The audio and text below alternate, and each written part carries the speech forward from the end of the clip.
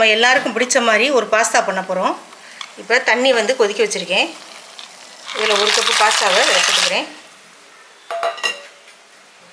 இதுக்கு தேவையான உப்பையும் இதிலே போட்டுக்கலாம்.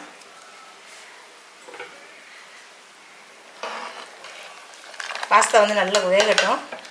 ஒரு 10 நிமிஷம் வேகட்டும். பாருங்கள், பாஸ்தா வந்து நல்லா வெந்துடுச்சு. இப்போ நம்ம எடுத்துக்கலாம்.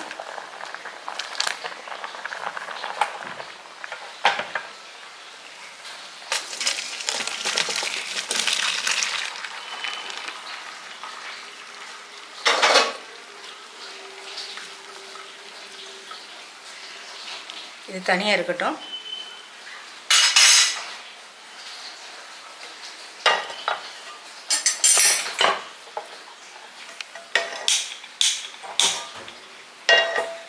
இப்போ அடுப்பில் வந்து பேன் வச்சுருக்கோம்.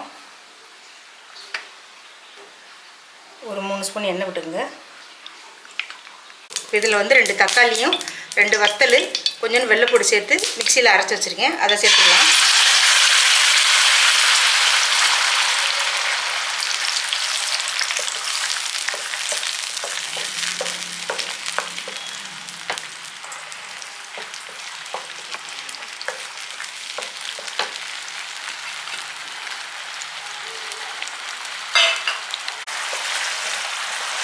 இப்போ தக்காளி சாஸ் வந்து நல்லா கொதிச்சுக்கிட்டு இருக்குது.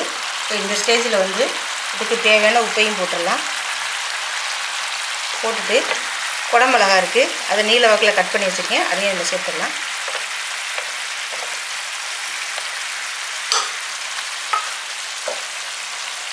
குடமிளகா போட்ட உடனே இந்த பாஸ்தாவை கொட்டிடலாம்.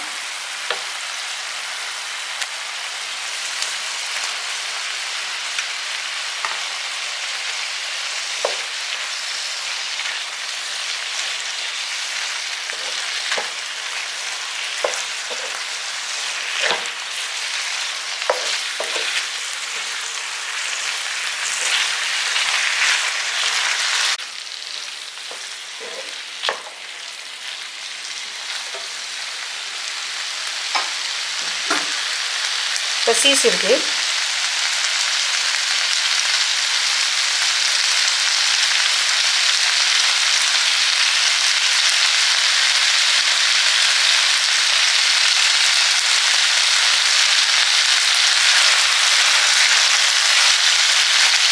அவ்வளோதான், ரெடி ஆயிடுச்சு.